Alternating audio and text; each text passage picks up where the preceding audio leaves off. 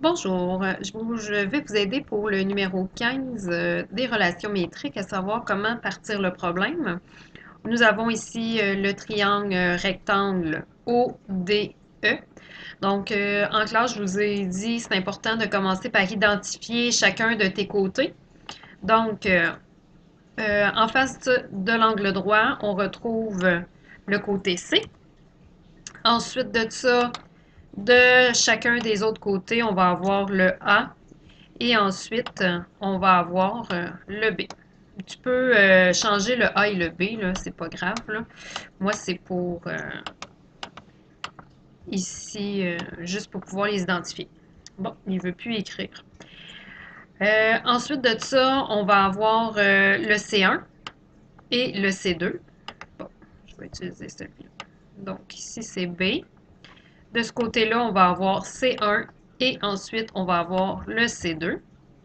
Donc, c'est l'hypoténuse C qu'on a séparée en deux à cause de la hauteur. Donc, au milieu, ici, ça va être mon H. La question ici, excusez-moi, la question ici, c'est qu'on cherche à trouver le rayon. Donc, on cherche à trouver la mesure de OD.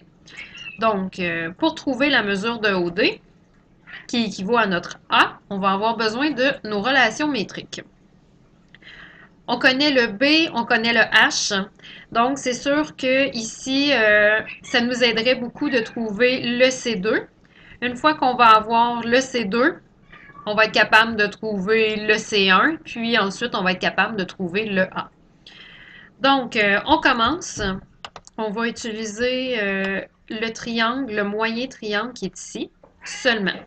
En utilisant ce triangle-là, maintenant, c'est sûr qu'on a ABC, mais c'est le ABC du grand triangle. Tandis que là, si je garde juste le triangle du milieu, le côté opposé à l'angle droit, il est ici. Donc, quand tu vas utiliser Pythagore, c'est important que ton 4,6, ça correspond à ton hypoténuse. Donc, on va utiliser notre formule A carré plus B carré est égal à C carré. B carré est égal à C carré. Sauf que là, ici, le C, c'est mon 4,6. Mon A, ça pourrait être mon 2. Puis le B, ça va être mon inconnu.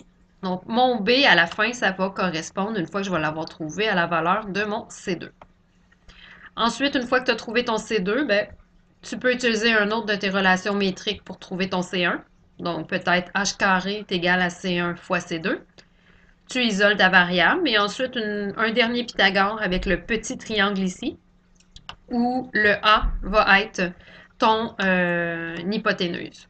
Donc, vu qu'il fait face à l'angle droit du petit triangle.